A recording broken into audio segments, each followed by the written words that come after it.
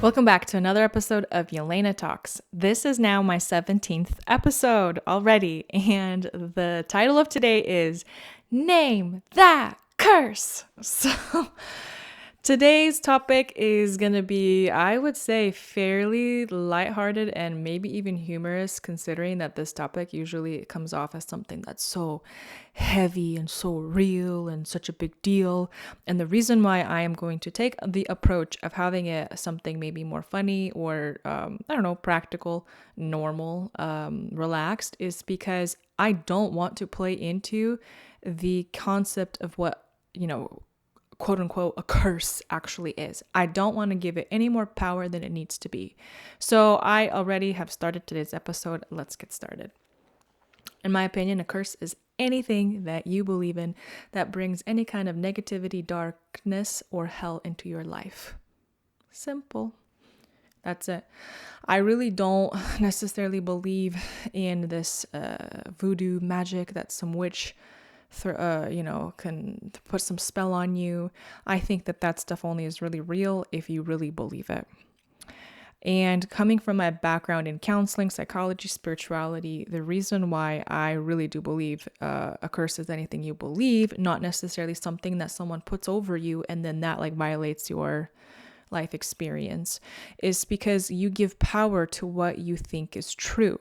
If you fear, in some ways, faith and fear is the same thing. Like if you believe and fear that, let's say someone, I don't know, let's start off with someone read a tarot card that you are going to die in a car accident. I honestly believe that the reason that stuff actually happens is when people so believe that, it just becomes a self-fulfilling prophecy. They somehow die. They somehow give in to those forces. They somehow let themselves subconsciously even be in those situations, and maybe they even prematurely give up or they accept that as their death sentence. And that's why in some ways, I'm gonna maybe sound a little controversial here, but in some ways this is exactly the whole controversy of labels in terms of mental health and medical field. I have a friend who is in the process of fostering and adopting, and here's something she battles with all the time. She receives reports on kids about, hey, this kid that you are now hosting for a few months, you decide to adopt them.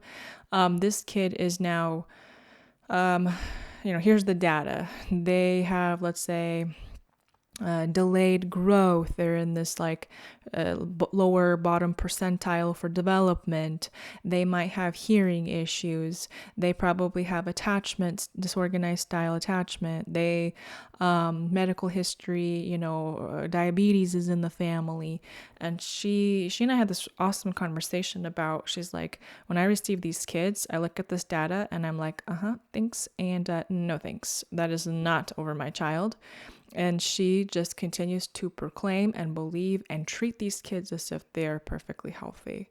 And I understand, life is life. We are trying to all grow and heal in some ways, but it's just powerful of whether it's the doctor who says, I'm sorry, you have a chronic illness.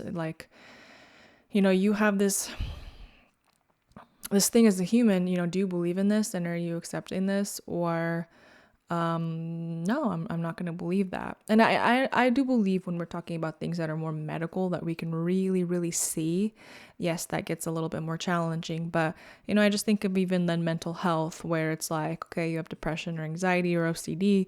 But if there's anything that I've dug into, then I really do believe, and yes, I do have a lot of hope. I do believe that there is a level of healing and hope. Otherwise, I wouldn't be in this field and I would have never seen as much results as I have.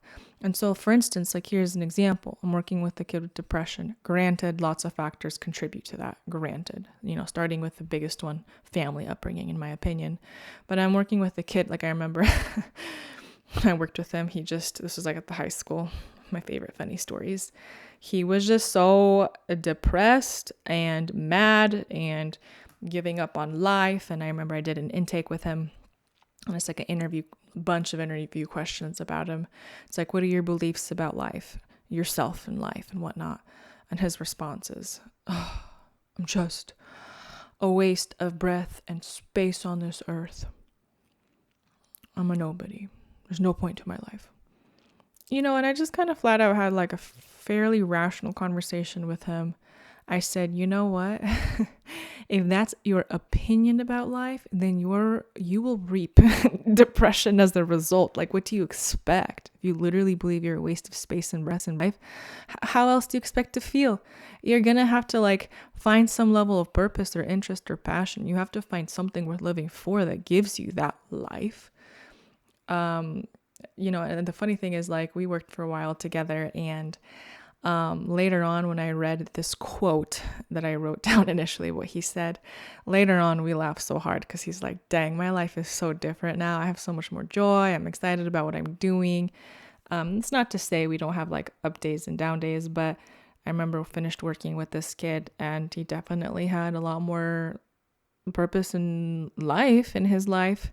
And funny thing, just yesterday actually, or the other day, I was getting food out at a restaurant, and it was a little busy in the beginning, and then it started to slow down, and I was there with my boyfriend. We were having a meal together, and one of the waitresses comes down and says, hey, usually when it gets a little bit quieter, I like to, introduce myself and at least just say hi and get to know my customers' names. Who are you guys?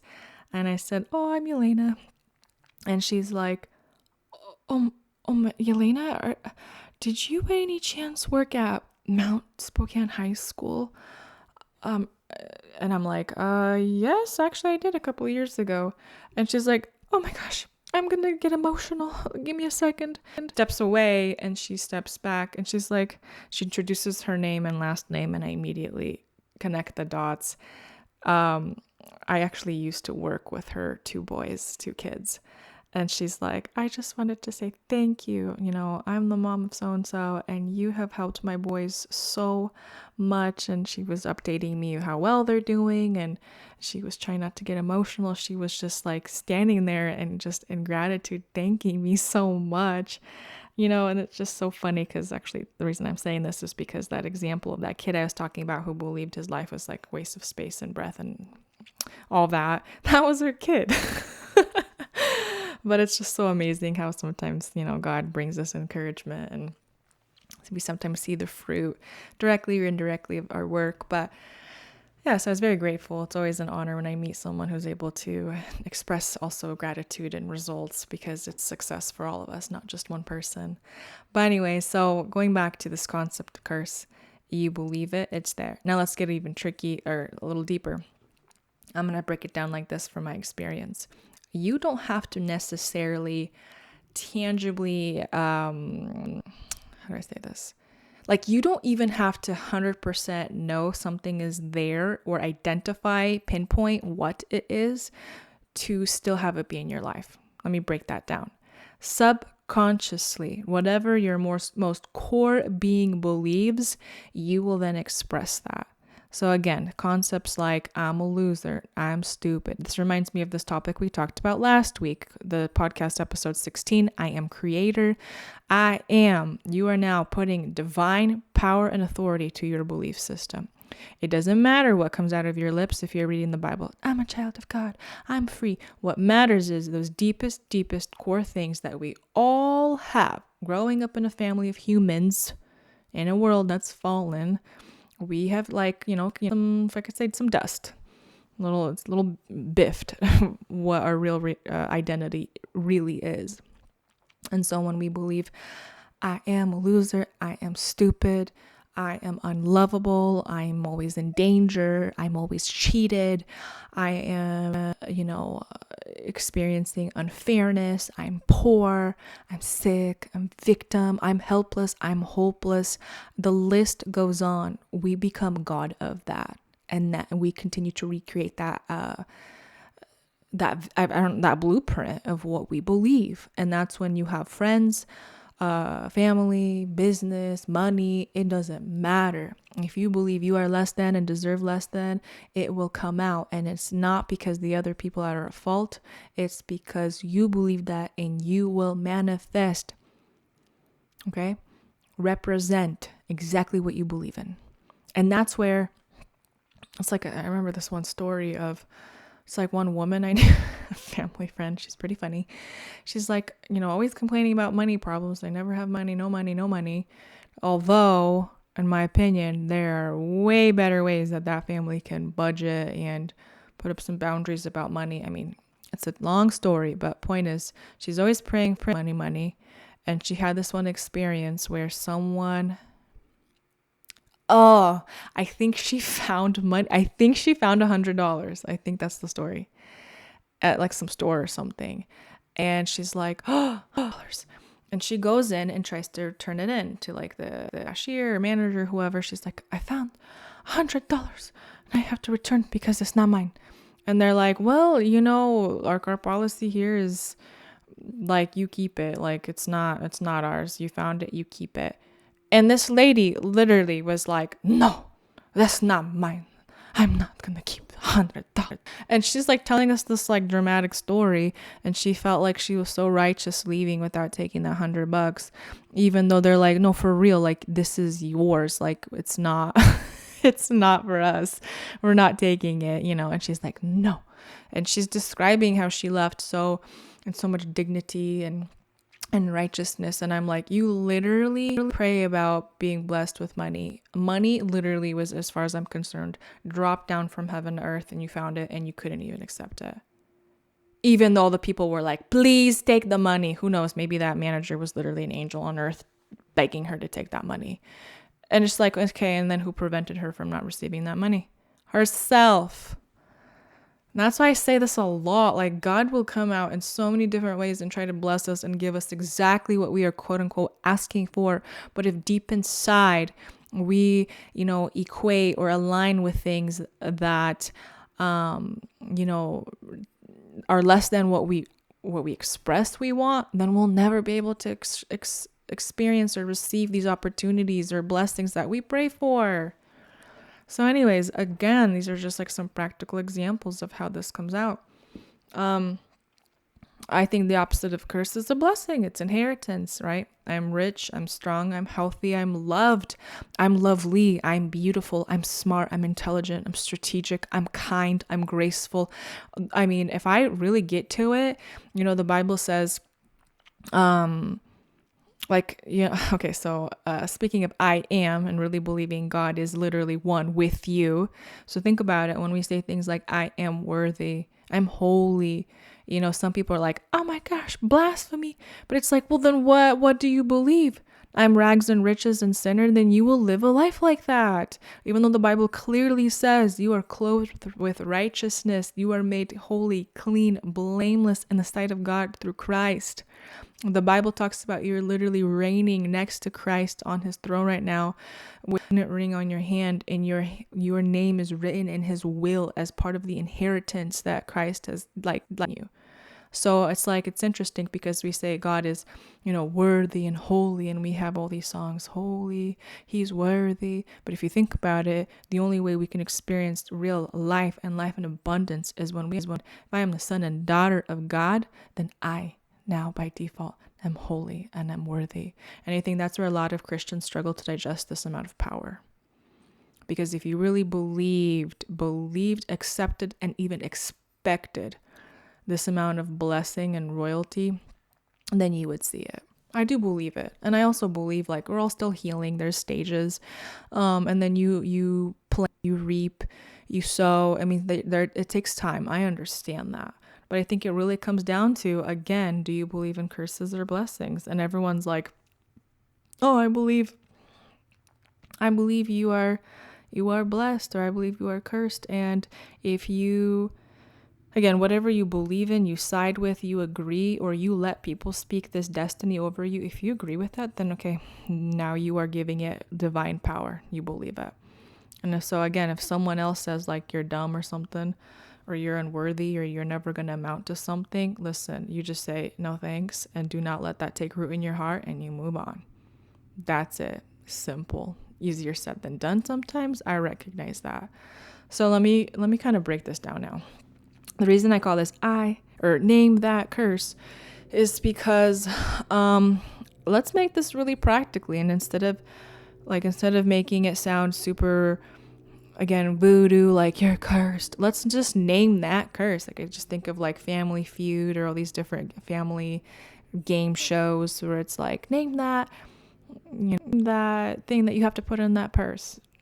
Name that the first thing that you do when you wake up. Like, let's just name it how it is. And I remember one time I was like struggling with some fear in some area. I don't know if it was like rejection or something. And I remember I was talking to my coach about it, and I said, well, I don't know how to bring this up to whoever it is that I was wanting to talk to. I think it was like my friend or someone. And I was like, but I'm just afraid to bring it up to her and talk about it. And she's like, well, why? And I said, because I'm afraid that if I say it out loud, I'm going to give power to darkness. She's like, no. You're not giving power to darkness if I say it out loud. You're actually exposing it. And once you expose it and shine light, the devil has nowhere to hide. It's not relevant. And a true friend will help you, and you will eradicate that whatever fear, rejection crap that's haunting you. And I'm like, what? That totally makes sense. So let's name it. Let's start with a personal story from my life. Look, I love the people I come from, and I only look at them as where they're at as much as I can. I don't try not to judge people, but I will try to fairly assess situations. Hence why I work in the helping field, helping people. So I've talked a little bit about this, and I will continue because I'm not scared. I remember growing up, I've talked about this in other, I never really super dated and never really had boyfriends. Of course, I desire tough, love, relationship, boyfriend, like what girl doesn't? I just remember I had kind of a specific idea of what I wanted.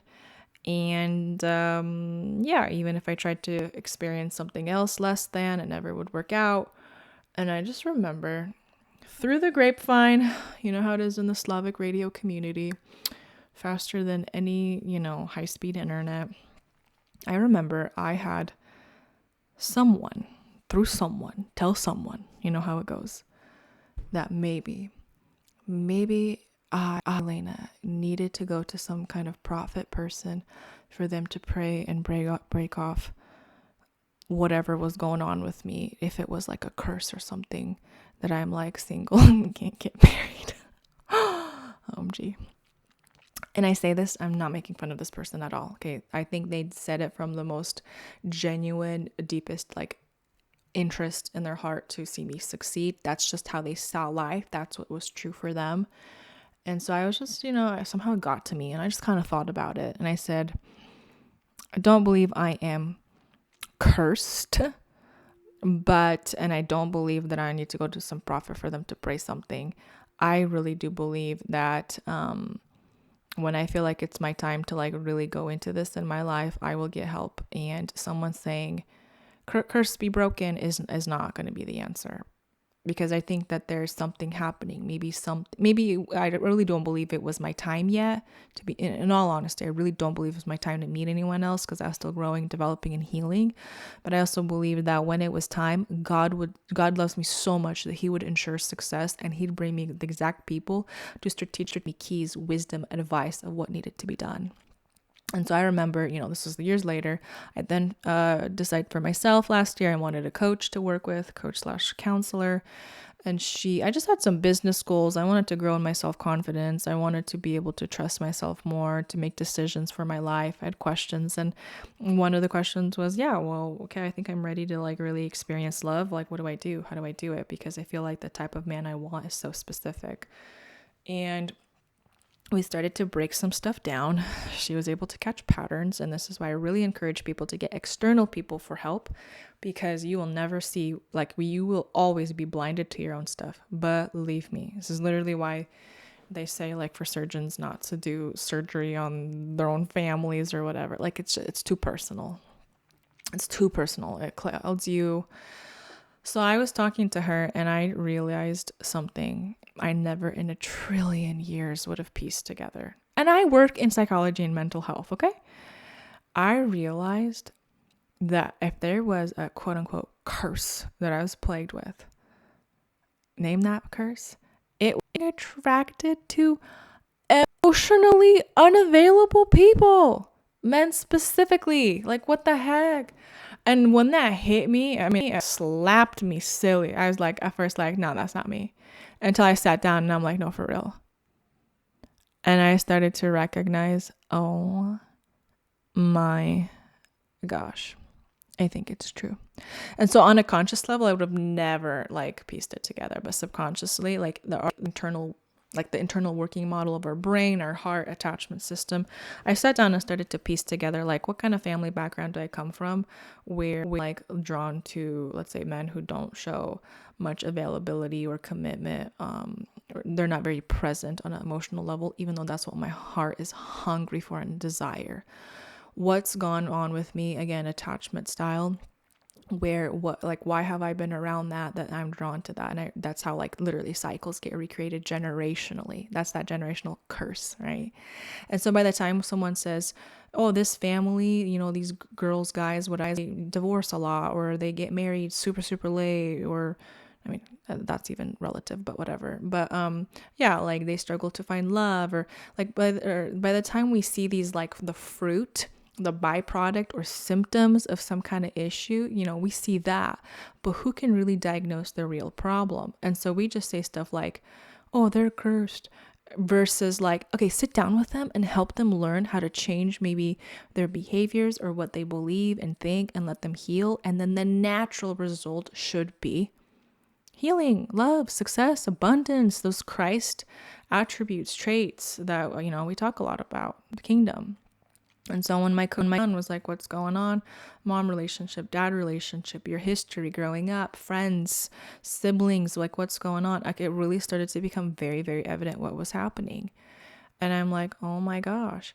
Because when I went on, okay, let me actually not get ahead of myself, but I was like, okay, I'm believing that this is broken. And so she just led me through an exercise where the people that came to my mind that I believe Holy Spirit was bringing up, of like, what's going on. I just kind of processed it, my emotions, my feelings, my thoughts, my insecurities, my fears.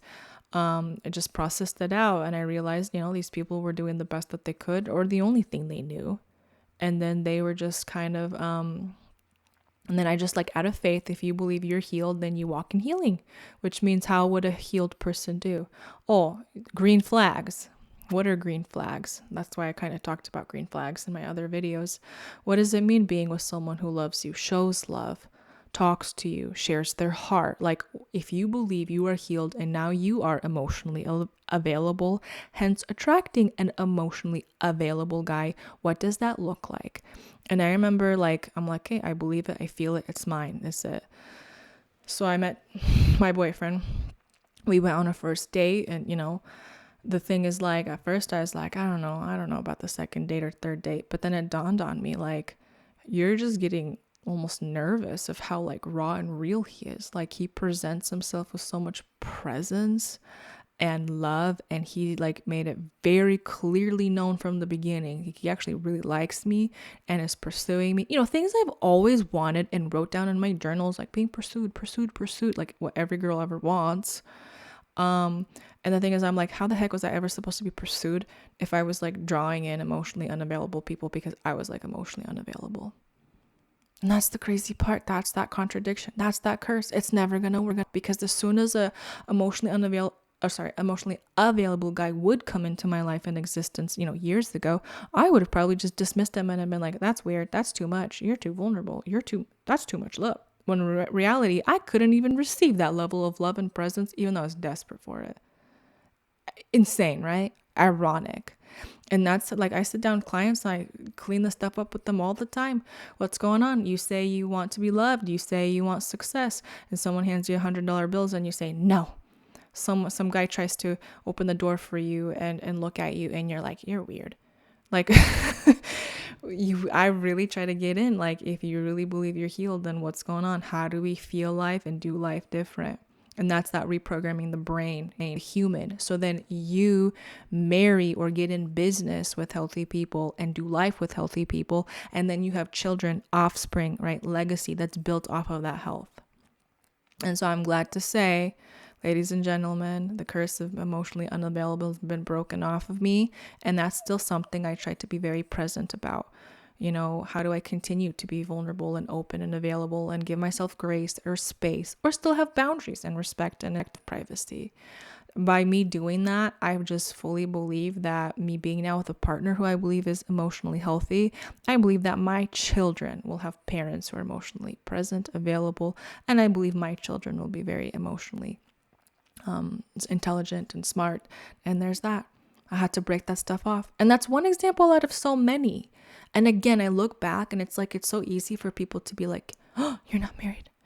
What's the curse? And it's like, oh my gosh, like, please, let's go a little bit deeper. Because like, especially in Slavic people, like, just because you're not married, that is not a curse, for crying out loud. There's plenty of other issues that I could point at everyone, like multiple different things that I could be like, well, technically speaking, that's a curse that can be broken. I don't care that you're married. You don't know how to communicate. You shut down. You fight. You freeze. You get angry and run away. You have a temper tantrum. You don't know how to express your feelings. Like, to me, those are all quote unquote curses, because if it's it doesn't add life and abundance and freedom, where the spirit is, there's freedom, then it's the opposite. Okay? There's the tree of good and evil. You're either experiencing good, the knowledge of good and evil. You either have knowledge and experiencing good or evil, okay? And you're that tree. You're that vine connected to God. So like, I was talking to another friend actually the other day also. And someone's like, I want to break this curse off of, her relative about, so again, it's generational, because it always is. This stuff is learned behaviors. How you're programmed, you program your kids, right? You can't skip it. You can't magically pray that your child is different. You are literally programming your child. Remember that. Or your employee or whatever. And so they're talking about her brother being with a type of girl who is very, I don't know, like, well, first of all, they're kind of young, but that aside, sometimes she's kind of pouty or bossy or entitled. And it's like, look, it's really easy to point fingers at that girl. Not that I've even met her, but the reality is it one attracts the other. It's a dance. It's magnets. Like, the only reason she's in a relationship with this guy is because he, what's his curse, if I could say it like that he needs to break, is not having a backbone, being afraid to have some kind of healthy boundary and self-worth and respected. Yeah, boundaries. Because when he has none of that, he's going to attract anyone who steps all over that. And so they have nice, it's like there's function in the dysfunction of that relationship. One person has no backbone and the other one's slaying all the decisions. One person is so empath, like can't even speak up for themselves, like ragdoll syndrome, and the other one's like a narcissist. I mean, I just work with this a lot, and like even in work, I've even seen it in business partnerships, right? This like codependent stuff. One partner, this like narcissistic, almost is very strong, entitled, grandiose like person. Yeah, gets it done, but then his partner, who gets kind of the shorter end of the stick, the partner supports in different ways, but I wouldn't say that dynamic is healthy. It's kind of lopsided, actually. And then people get upset about different things. Or there's resentment from like the quieter person that gets harbored. But it's like, instead of you fuming resentment, why don't you speak up and problem solve? So yeah, so it's like, again, I come from a background where it's like, it's a curse. It's a curse. Oh my gosh, they're cursed. Cursed. And then people are like, I'm cursed. That's not helpful, guys. Name it. What is it? Now break it. And if you believe it's broken, again, act different. But before that, it's like, I find myself actually teaching a lot of people how to be different. What is, okay, your new identity. So what does that mean? And it's like, I've realized a lot of times people don't even know how to act. A lot of times they don't even know how to do things different. It's like, let's take things like money or dating. Oh, I don't know actually how to budget. Wait, how much should I be paying for this? Wait, is this a good investment? Wait, should I do this? Like, that's like a whole nother field that you have to learn. Or dating, like, I don't know, is this okay? Does this make sense? Is this a green flag? Like what I talked about in my previous videos. Yeah, it's a green flag. No, it's not red. Just because it's new and scary does not mean that that's red. You're just stepping out of your comfort zone and doing things different. And if you feel good and you still are experiencing, freedom and blessing and love, then walk into it. So something else I was going to actually say, I just think of like kingdom people. And I think of kingdom, I honestly think like these are people who know how to live life well. They're not magical. You just magically inherited money. You just magically won the lottery. And this like these miracle prayers that we pray for. God, make this person miraculously a good husband. No, like, y'all, come on, just learn the skills of what this means. Educate yourselves. Oh, this is how you problem. This is how you express emotions or identify them. Or, hey, you are showing a lot of anger. You're not just angry, but beneath that emotion is sadness or fear. Like when people start to educate themselves about, again, psychology, spirituality, things that I believe God created, that helps us. It's no different than like, I remember I was watching some show about, it was like a fictional show, but it was like, back in the day. Oh, this one woman traveled back in time and she was like a nurse person. And she was watching how people back in the day would treat people. And she'd be like, oh my gosh, what are you doing? And in their minds, they were treating people. She's like, no, you just pretty much killed them. And they'd be like, what are you talking about? Like one guy was getting sick and they brought him to the doctor. And this was like way, I don't know, 1800s or something. And they're like, don't worry, I gave him some like mercury tablets or mercury or whatever. And she's like, what? Because like later on, people found out mercury is actually poisonous and like really bad. And they're like, no, I heard it helps. And she's like, no, they're literally dying. And then they die. And so it's like, I think we mean well. We try to do things that we think make sense. Like, oh, we just have to go to another prayer, or we just need to fast again for the 50th, 1000th time about, a certain topic, where it's like, no, why don't you like consult with people who are already successful in that and see what they have to say? Because if it's like the same thing with like journaling in the day, like people didn't understand them, and then don't mean they weren't real, don't mean that they didn't kill people. But again, it's like when you start to read what's really going on in the unseen, and it's not this magical voodoo abstract thing called curse, spell. No, what is it you're believing deep inside? I'm unlovable. I don't receive love, or I can't. Being real and authentic is scary, or if I actually share my feelings, I'm going to be rejected and I'm petrified. Like those little viruses, glitches, bugs that I'm constantly working with clients to like clean that up. Sometimes we got to reset the whole system. Sometimes we're installing a new program. Sometimes we just have to update the whole hardware, whatever.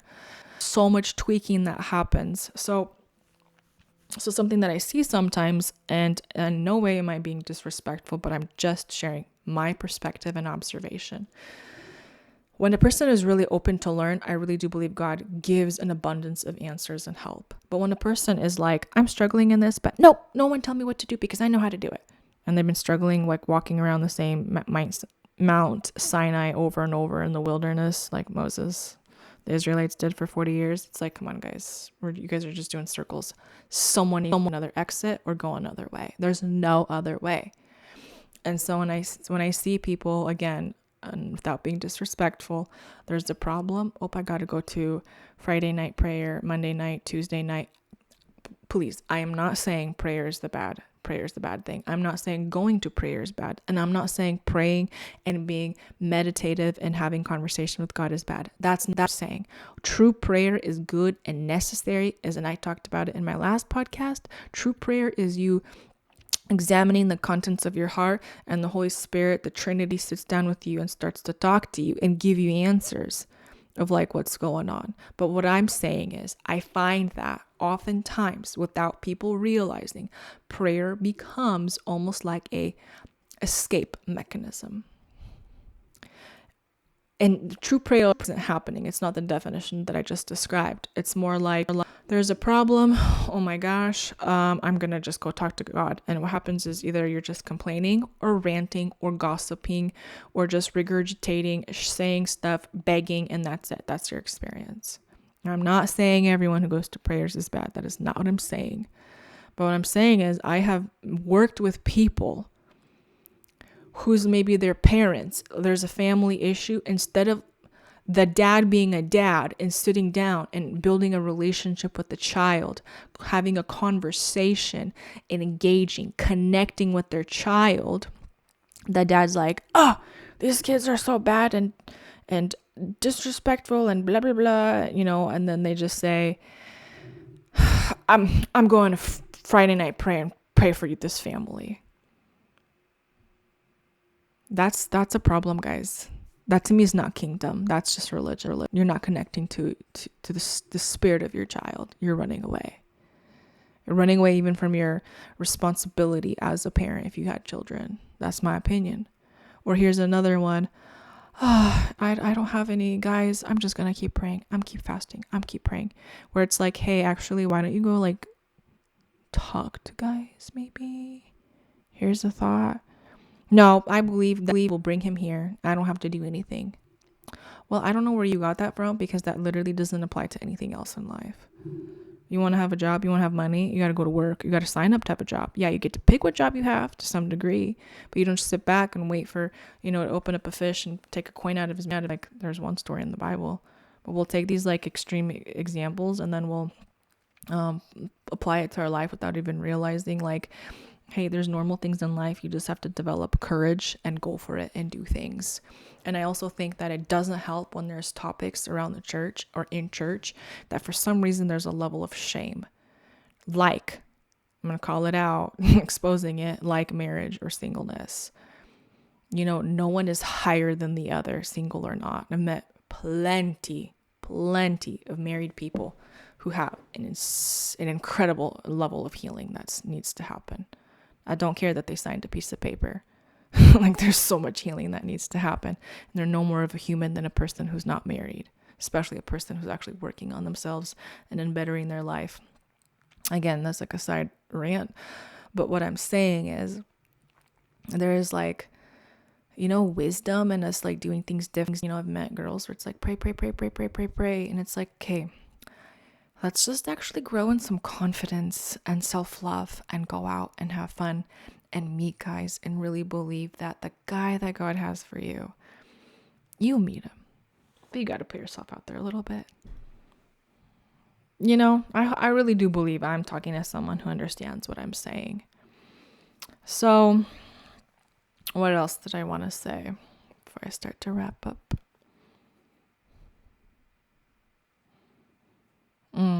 One more thing. Remember, I started like this. The reason I wasn't going to make this like, oh my goodness, we're going to talk about curses. Really scary. No, I'm not giving that power. And can you believe it? Your perception and your attitude, how you perceive and act towards things is what's going to tell you it's good. Like, for instance, like, I'm going to make this up. Let's pretend. Okay, here's a simple example. Let's pretend I went to church or public, or let's just say church.